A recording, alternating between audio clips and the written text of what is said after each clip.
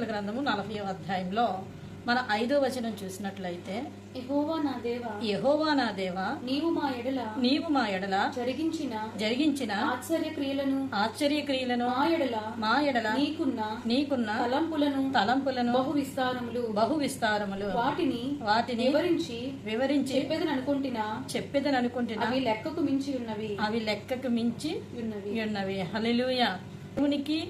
దేవుని ఆలోచనలు మన ఎడల జరిగించిన ఆశ్చర్యక్రియలు చాలా ఎక్కువ అన్నమాట. ఆయన ఆలోచనలు వేరు, మన ఆలోచనలు వేరు. ఇక్కడ ఏమంటే, మా ఎడల నీకున్న తలంపులు బహు విస్తారం. ఆయనకు ఒక తలంపు ఉంది. మనమే అనుకుంటే నాకు ఎన్నో తలంపులు వస్తున్నాయి, ఆలోచనలు వస్తున్నాయి.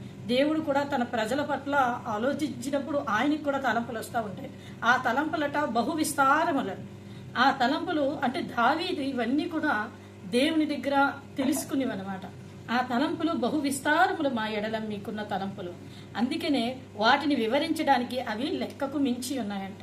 అంటే దేవుడికి ఎప్పుడైతే మన పట్ల తలంపు వచ్చిందో ఆ తలంపుని వెంటనే ఆయన మన వైపు దాన్ని పంపిస్తారన్నమాట. అందుకే మనం ప్రతి విషయంలో దేవుని వైపు చూసేవారిగా ఉండాలి. దేవుని తలంపులు వేరు, మన తలంపులు వేరు. నీలాంటి దేవుడు ఎవడూ లేడు అని ఇక్కడ దావీదు దేవుని గురించిన సాక్ష్యం ఇస్తున్నాడు. మన జీవితంలో యేసుక్రీస్తుని మన హృదయంలోనికి ఆహ్వానించుకున్నప్పుడు, మన వాక్యానుసారమైన జీవితాన్ని జీవించినప్పుడు మనకి దేవుని యొక్క సహాయం సమృద్ధిగా అందుతూ ఉంటుంది. అనుకుంటాం, సమస్యల వలయాల్లో ఉన్నాను, నాకు ఏంటి ఇది, నేను ఇందులో పడి రాగలనా అనుకుంటాం. ఆ సమస్యల వలయాల్లో నీతో పాటు కూడా దేవుడు కూడా నీతో ఉంటాడు. ఇలా చెప్పుకుంటూ వెళ్తే అనేకమైనవి ఉన్నాయి. యోసేపు చెరసాల్లో ఉన్నప్పుడు దేవుడు వెళ్ళాడు. సద్రక్ మేషక్ అబేద్నెగోలు అగ్నిగుండంలో ఉన్నప్పుడు అక్కడ దేవుడు ఉన్నాడు.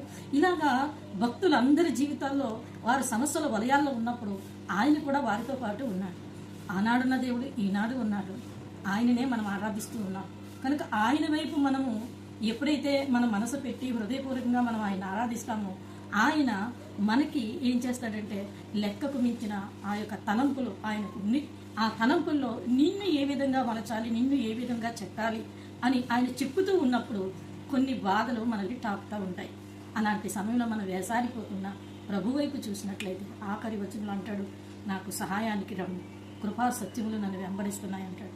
అంటే కృపా సత్యములు అనగా ప్రభు అయిన యేసుక్రీస్తు. ఆయనే కృపా సత్య సంపూర్ణుడు. కనుక ఆయన ఎప్పుడు కూడా నా తోడు ఉన్నాడని దావీదు దేవుని తోడు, ఆ తోడును ఆయన నిబంధన చేసుకుని ఎప్పుడూ ధైర్యంగా ఉండేవారు. మనకేం చెప్తుందంటే, ఈ సమస్యలు, ఈ కష్టాలు, ఈ శ్రమల్లో మనం వేసారిపోకుండా దేవుడు నాతో ఉన్నాడు, నాలో ఉన్నాడని మనం ధైర్యం కలిగి ఉన్నప్పుడు సమస్యల వలయాల నుంచి దేవుడు మనల్ని దీవించి ఆశీర్వదించి అక్కడి నుంచి మనల్ని విడిపించి అనేకులకి ఆశీర్వాదకరంగా నిలబెడతారు.